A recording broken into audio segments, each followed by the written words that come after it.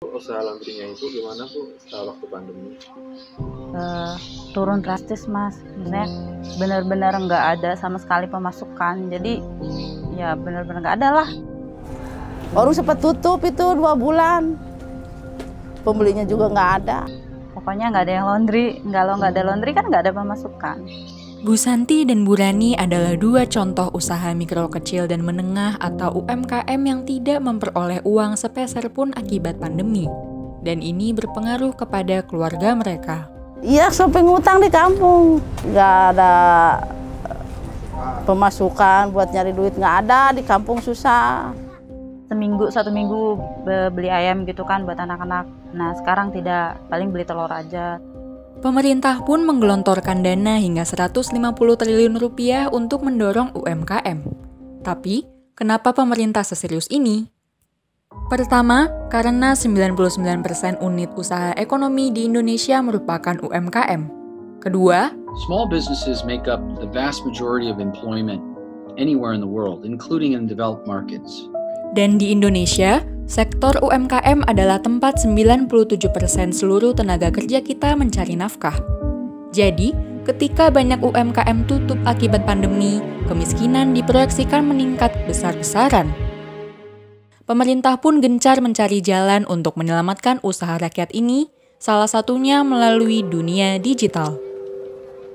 Pemerintah kini sedang getol-getolnya mendorong para pelaku UMKM menggunakan gawai dan internet untuk bisnis mereka.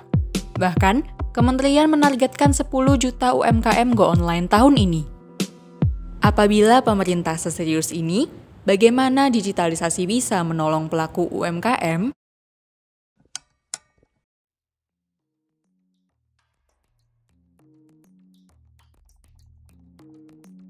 Masuk ke dalam ekosistem digital itu interaksi antara konsumen dan produsen itu langsung, tidak berjarak.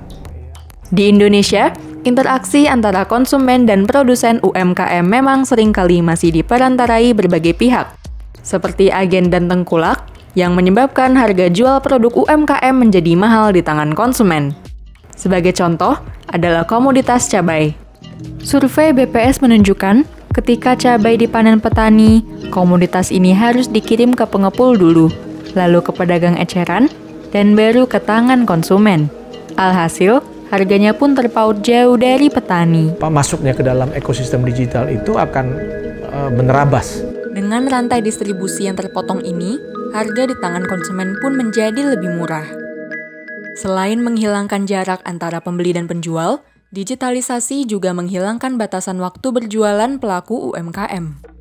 Tidak seperti misalnya Anda berjualan secara fisik, Anda hanya bisa menjual misalnya pukul 9 atau pukul 5. Dengan berjualan online, toko tetap bertransaksi hingga 24 jam tanpa harus mengikuti jam operasional pasar.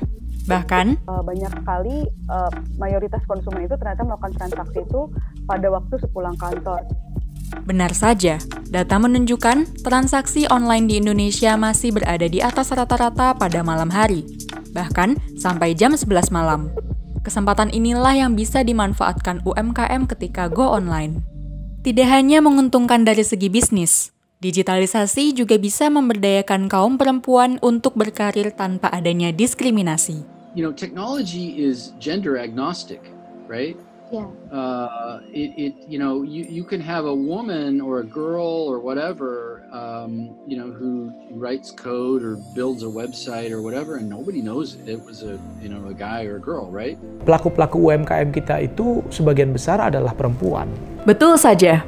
Data Bank Indonesia menyebutkan bahwa dari 57,8 juta pelaku UMKM, 37 juta adalah perempuan, atau lebih dari 60% dari seluruh pelaku UMKM di Indonesia.